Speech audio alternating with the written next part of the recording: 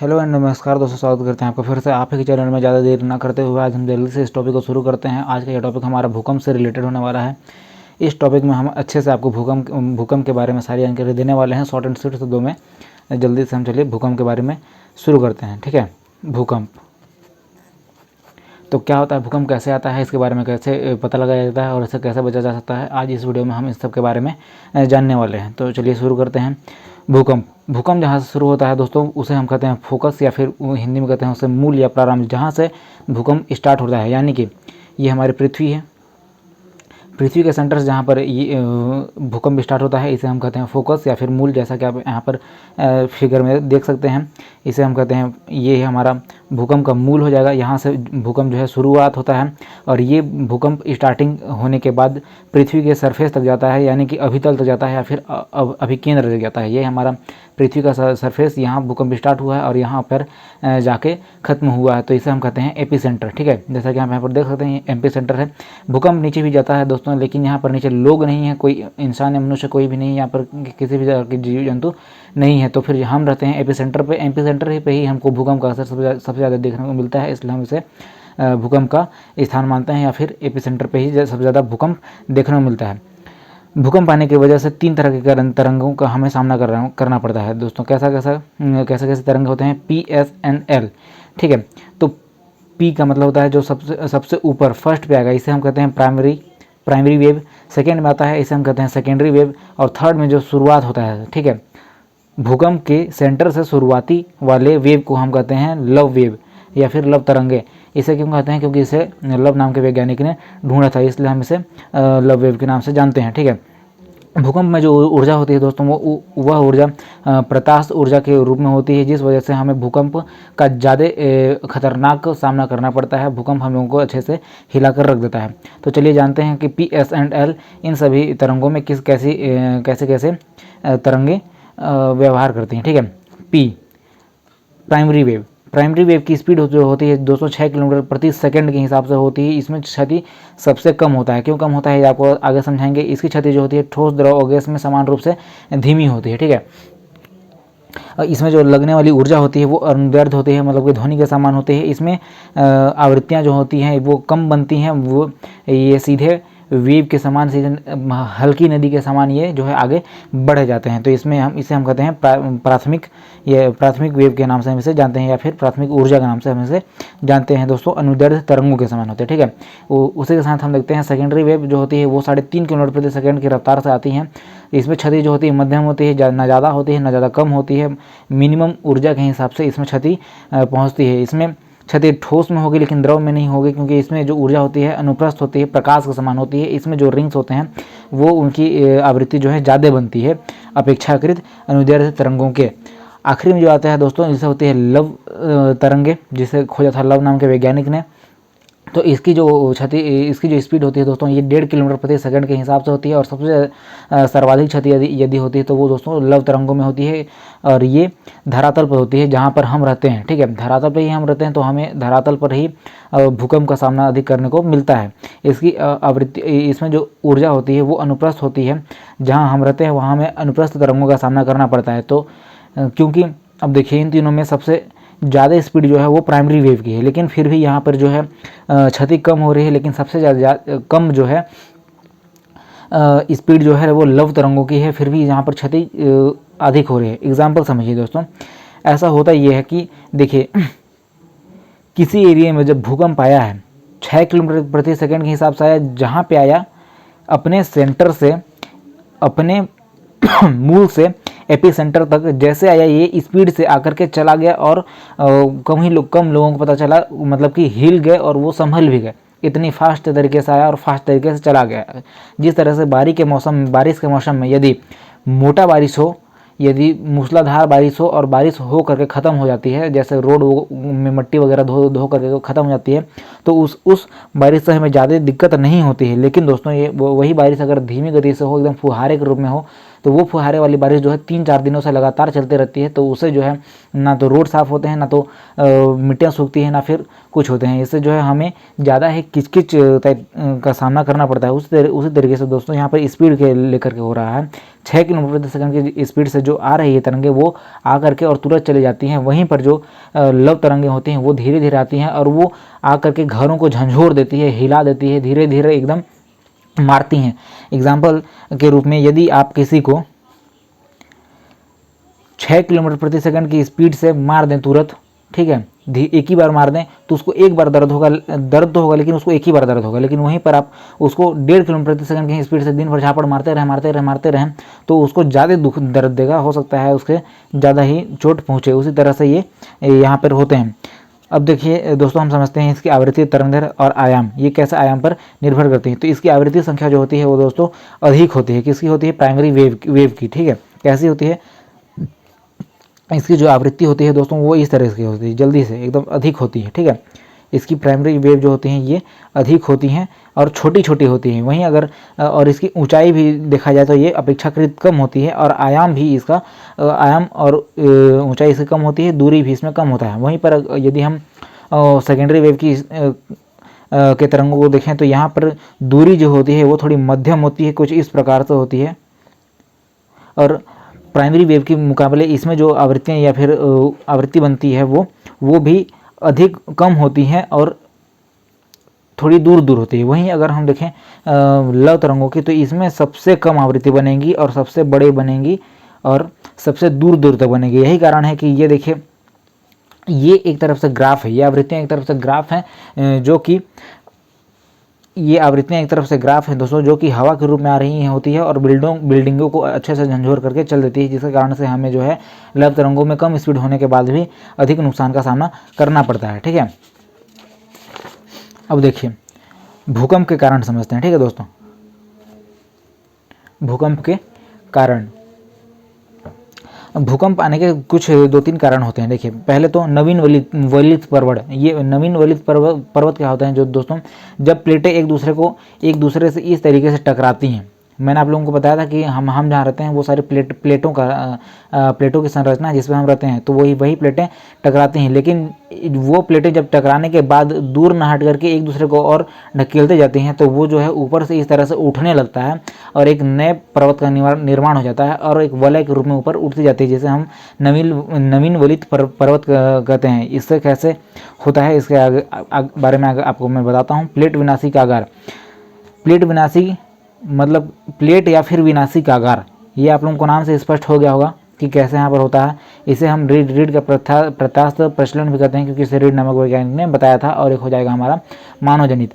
तो नवीन वलित पर्वत से हमें बहुत ज़्यादा नुकसान नहीं होता है दोस्तों, क्योंकि आखिरी टाइम में एक ऐसा वक्त आता है कि इससे एक नए पर्वत का रूप बन जाता है या फिर एक नए पर्वत का निर्माण हो जाता है। सबसे ज़्यादा अगर हमें नुकसान होता है तो वो हमें होता है प्लेट विनाशी कागार, प्लेट से या फिर विनाशी कागार से। कैसे होता है देखिए, इससे हमें 2 तरह से क्षति पहुंचती है। एक तो अभिसरण, ठीक है, ये सबसे ज़्यादा डेंजर होता है। अभिसरण कब होगा दोस्तों, ये एक प्लेट है और ये एक प्लेट है, ये अमेरिकन प्लेट है, ये एशियन प्लेट है।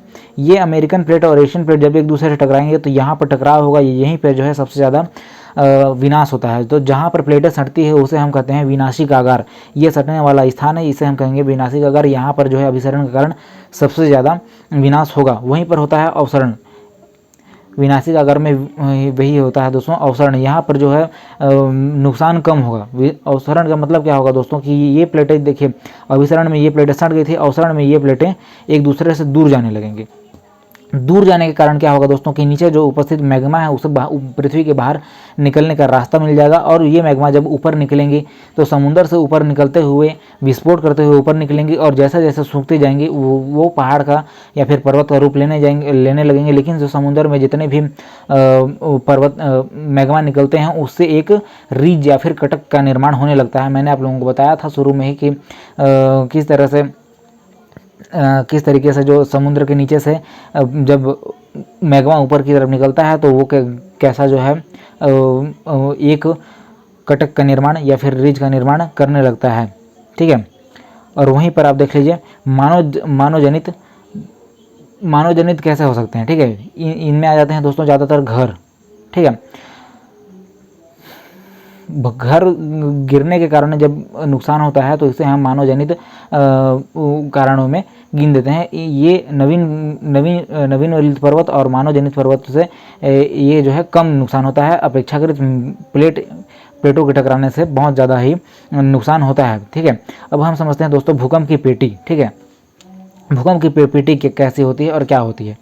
तो ये देखिए दोस्तों, पहले आ जाता है भूकंप की पेटी, प्रशांत महासागरीय पेटी। ये सबसे बड़ी पेटी होती है और सबसे ज़्यादा नुकसान भी जो है यहीं पर होता है। 65% जो है भूकंप यहीं से आना शुरू होते हैं। क्यों? क्योंकि यहाँ पर सबसे ज़्यादा अभिसरण होता है। अभिसरण क्यों होता है दोस्तों, ये देखिए यहाँ पे ये आप जैसा कि मैप में देख सकते हैं, ये वाले जितने भी रेड डॉट दिख रहे हैं ये आप लोग ये जो है ये प्रशांत महासागर की पेटी है। ठीक है, यहाँ से जो शुरू होता है प्रशांत महासागर है और उसी तरीके से इधर भी जो है प्रशांत महासागर की पेटी शुरू होती है। एक्चुअली में ये मैप जो है ये पूरा नहीं है।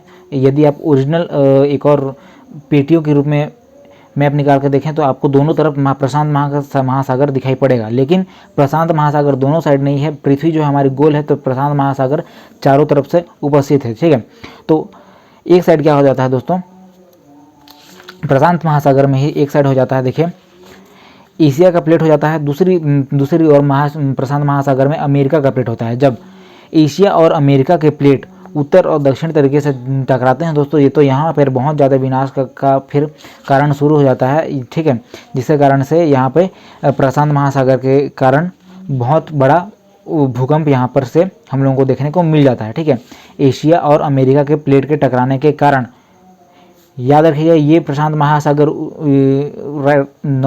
राइट साइड में भी है और यही महासागर लेफ्ट साइड में ही है, क्योंकि ये दुनिया को चारों तरफ से एक हिसाब से घेरे हुए है। ठीक है, अब आगे देखिए, इसकी जो आवृत्ति होती है वो इसमें दूर भी होता है और पास भी होता है, जिसके कारण से इसमें ज्वालामुखी भी निकलती है और इसी कारण से रिज या फिर कटक का निर्माण होने लगता है। ठीक है, उसके बाद देखिए दोस्तों मध्य महासागरीय पेटी। मध्य महासागरीय पेटी जो है मैंने आपको पिछले वीडियो में बताया था, ये देखिए ये वाला जो है ये मध्य महासागरीय पेटी है, जो हमारी इंडिया से होते हुए इंडोनेशिया तक आगे चला जाता है। ठीक है, अब यहाँ पर देखिए क्या होता है दोस्तों, यहाँ पर जो है एक ओर से यूरोप का प्लेट ऊपर से नीचे ढकेलता हुआ आता है और नीचे से जो है अफ्रीका का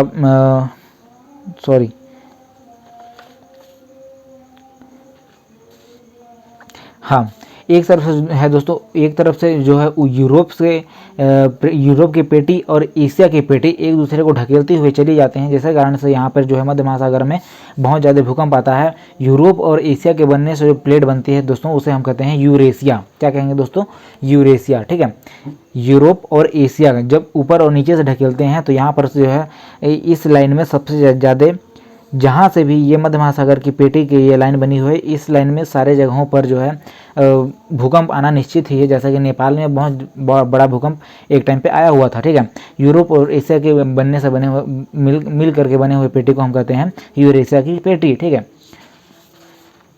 अब क्या होता है दोस्तों,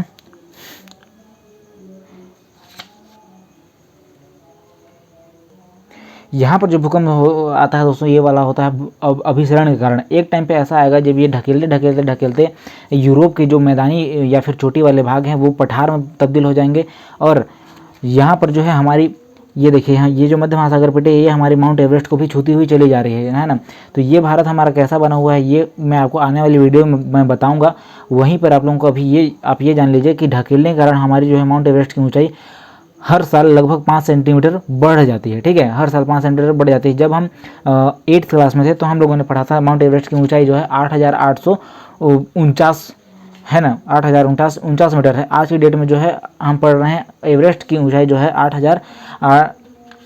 8,850 मीटर। ठीक है, ये क्यों हो रहा है, क्योंकि ये आज भी एक दूसरे को ढकेल रहे हैं। ढकेलने के कारण यहाँ पर जो है वलित पर्वण जो है माउंट एवरेस्ट ऊपर को ढकेलते जा रहे हैं, जिसका कारण जो है माउंट एवरेस्ट की ऊंचाई लगभग बढ़ती जा रही है। और ये कैसे बढ़ती जा रही है आगे आने वाली प्लेटों वाली वीडियो में आप लोगों को अच्छे से स्पष्ट हो जाएगा। ठीक है, उसके बाद देखिए आता है दोस्तों मध्य महासागर पेटी के बाद मध्य अटलांटिस पेटी। ठीक है, मध्य अटलांटिक की पेटी, यहाँ पर जो है अवसरण के कारण होता है भूकंप आती है और यहाँ पर सबसे ज़्यादा ज्वालामुखी भी निकलते हैं और यहीं पर जो है सबसे बड़ा कटक भी बनता है। जैसे ये वाला देखिए, ये जो ब्लैक डॉट से निकला हुआ है ये मध्य अटलांटिस की पेटी है जो सबसे बड़ा है। ठीक है, यहाँ पर क्या होता है कि दोस्तों अवसरण हो रहा है, यहाँ पर जो है प्लेटें टकरा नहीं रही, यहाँ पर प्लेटें दूर जा रही हैं, ये देखिए, ठीक है, यहाँ पर प्लेटें दूर जा रही हैं, जिसके कारण से जो है यहाँ पर सबसे ज़्यादा जो है मैग्मा या फिर लावा ऊपर की ओर आता है, और इसके कारण से बहुत सारी जो है रिज या फिर कटक जो है सबसे बड़ी यहाँ पर मध्य अटलांटिस पेटी के बीच में बनी हुई हैं, ठीक है, मध्य अटलांटिस के बीच में सबसे बड़ी रिज या फिर कटक की पेटी बनी हुई है। जैसा कि मैंने आपको पिछली वीडियो में मरियाना रिज दिखाया था, मरियाना ट्रेंच, उसी तरीके से यहाँ पर मध्य अटलांटिस के बीच में सबसे बड़ी पेटी बनी हुई है, ठीक है। इज दैट क्लियर दोस्तों, इतना। अब देखते हैं जोन, जोन कैसे कैसे होते हैं और कैसे पता चलता है, ठीक है। जोन की अगर भूगोलवेताओं ने जब जोन बनाया था तो 1 से 5 तक को मिलाकर के बनाया था, लेकिन आज के डेट में यदि एग्जाम में पूछता है तो कितने अभी कितने जोन हैं पूछता है तो 4 हैं, लेकिन कितने जोन बनाए गए थे पूछेंगे तो ये 5 होते हैं। तो 4 क्यों होते हैं दोस्तों, ठीक है। जोन शुरू होता है 1 से लेकर के 5 तक। पहले वाले जोन में होती है, जब शुरू होता है तो यहाँ पर तीव्रता होती है 5 की, ठीक है। 5 की तीव्रता होती है तो ऐसी होती है, इससे किसी को फर्क ही नहीं पड़ता है, ये कब आकर के कब खत्म हो जाता है ये पता भी नहीं चलता है, जिसके कारण से इसको जो है भूगोलवेताओं ने इग्नोर कर दिया है, हटा दिया है स्केल से। उसके बाद शुरू होते हैं 2, 3, 4 और 5। जैसे जैसे ये तीव्रता आगे बढ़ती जाएगी हम विनाश की ओर अत्यधिक रूप से बढ़ते जाएंगे, ठीक है। यहाँ पर देखिए हिमालय जोन हमारा आता है 5 में, ठीक है। यहाँ पर भूकंप एक बार आया था हिमालय के पास में नेपाल में, तो बहुत ज़्यादा आया था। अब देखिए यहाँ पर कुछ पूछे जाने वाले क्वेश्चन हैं जो पूछे जाते हैं कि भूकंप का अध्ययन कैसे किया जाता है, अध्ययन में क्या कहलाता है, अध्ययन किए जाने वाले मशीन को हम क्या कहते हैं, ठीक है। तो मशीन को, भूकंप का अध्ययन की जाने वाली मशीन को हम कहते हैं सिस्मोमीटर, इसका अध्ययन कहलाता है सिस्मोलॉजी। और इसमें जो भूकंप के द्वारा जो ग्राफ बनते हैं, भूकंप को नापने वाले ग्राफ को, इसको हम कहते हैं सिस्मोग्राफी, ठीक है। और इसको नापने का क्या फंडा है, जैसे कि पानी को नापा जाता है आयतन में, वजन को नापा जाता है किलो में, तो इसको किस तरीके से नापा जा सकता है, तो इसे हम नापते हैं स्केल से। कैसे नापा जाता है दोस्तों, स्केल से। तो स्केल से जब नापता है इसे मीटर, जब सिस्मोमीटर जब नापता है तो कुछ इस तरीके से ग्राफ बना होता है, ये स्केल बना होता है, और यहाँ पर जहाँ पर भी तीव्रता ज़्यादा कम होगी वहाँ कम हो जाएगा, और जहाँ पर भी तीव्रता अधिक होगी वो कुछ इस तरीके से ये बढ़ जाएगा। तो ऐसा जो है सिस्मोमीटर नाप करके दिखाता था। तो इसको नापने वाले कुछ फेमस स्केल थे जो सबसे शुरू में बने थे, वो फेरल थे।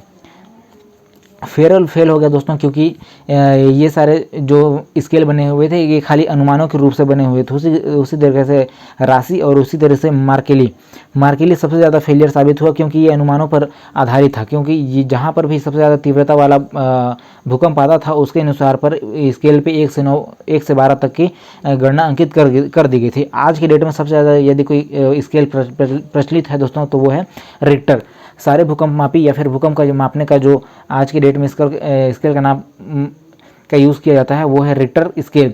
एग्जाम में पूछा जाता है कि रिक्टर में कहाँ से कहाँ तक के पैमाने को लिया जाता है, लेकिन यदि पूछ देता है कि सबसे रियरेस्ट अंक कौन सा है, जो सबसे ज़्यादा खतरनाक या फिर सबसे ज़्यादा खतरे वाला जहाँ पर तीव्रता होता है तो वो कौन सा होता है, तो आपको एक ही अंक पे मारना होगा दोस्तों, वो है 10। तो ये सबसे रेयर अंक होता है। अब देखिए दोस्तों, तीव्रता यदि 7 से कम होती है तो यहाँ पर हम लोगों को किसी भी तरह का नुकसान का सामना नहीं करना पड़ता है, लेकिन यदि तीव्रता 7 से अधिक बढ़ती चली गई तो यहाँ पर हमें बहुत ज़्यादा नुकसान का उठाना पड़ सकता है, ठीक है। ये देखिए, ये 2 तरह के तीव्रता वाले बताए गए हैं, आइसोसिस्मल और आइसोथर्मल। आइसोसिस्मल में क्या होता है दोस्तों, यहाँ पर जो है तीव्रता बढ़ती चली जाती है, यहाँ पर तीव्रता बढ़ती भी चली जाती है और अभिसरण के कारण यहाँ पर दूरी भी बढ़ती चली जाती है। वहीं पर क्या होता है होमोसिस्मल, ये सामान्य तीव्रता का होता है, यहाँ पर हमें क्षति कम देखने को मिलती है आइसोसिस्मल में, होमोसिस्मल में, ठीक है। आइसोसिस्मल में हमें क्षति ज़्यादा देखने को मिल जाती है। अब इसके आखिर देख लेते हैं हम दोस्तों चेतावनी। सवाल उठता है क्या भूकंप की भविष्यवाणी की जा सकती है, तो इसका उत्तर हो जाएगा दोस्तों नहीं, भूकंप की भविष्यवाणी नहीं की जा सकती है। इससे बस चेतावनी ली जा सकती है और इसे स्केल से नाप सकते हैं। चेतावनी किस तरीके से ली जा सकती है, हमारे वायुमंडल में दोस्तों रेडान गैस बहुत अधिक मात्रा में है, सिंपल मात्रा में है, मतलब इक्वलिटी है, वो बढ़ता या घटता नहीं है। लेकिन जब भी भूकंप आने की स्थिति होती है वहीं पर रेडान गैस की मात्रा जो है बहुत ज़्यादा जो है बढ़ जाती है। ठीक है, रेडान गैस की मात्रा बहुत ज़्यादा बढ़ने लगती है, जिससे भूगोलवेताओं को ये समझ आने लगता है। और वहीं पर जो है हमारे वायुमंडल में इलेक्ट्रोमैग्नेटिक वेव की क्षमता जो है बहुत ज़्यादा बढ़ने लगती है। यदि भूकंप वगैरह 8 की तीव्रता में आने शुरू हो जाएंगे तो आपके हाथों के रवे जो है रोंगटे वो अपने आप खड़े हो जाएंगे। और वहीं पर दोस्तों हमें सबसे ज़्यादा यदि कोई चेतावनी देते हैं तो वो हमारे हो जाते हैं जानवर, कुत्ते। उनकी सुनने की शक्ति जो होती है वो 20 हर्ट्ज से भी कम होती है। वो 20 हर्ट्ज से कम वाले साउंड को सुन सकते हैं, जिसकी वजह से उन आने वाली वेव पता चल जाती है और वो भागने लगते हैं, जोर जोर से इशारे करने लगते हैं। तो बस दोस्तों आज के लिए इतना ही। आशा करता हूँ कि आपको भूकंप का टॉपिक जो है अच्छे समझ आ गया होगा। शॉर्ट एंड स्वीट शब्दों में इसके सारे जो है मीटर्स, मैप्स और लिख करके आप लोगों को अच्छे से बता दिया गया है। आप चाहें तो इसका स्क्रीनशॉट ले सकते हैं या फिर अपने कॉपी में इसे नोट कर सकते हैं। तो चलिए दोस्तों, मिलते हैं आने वाली वीडियो में। तब तक के लिए थैंक यू और जय हिंद दोस्तों।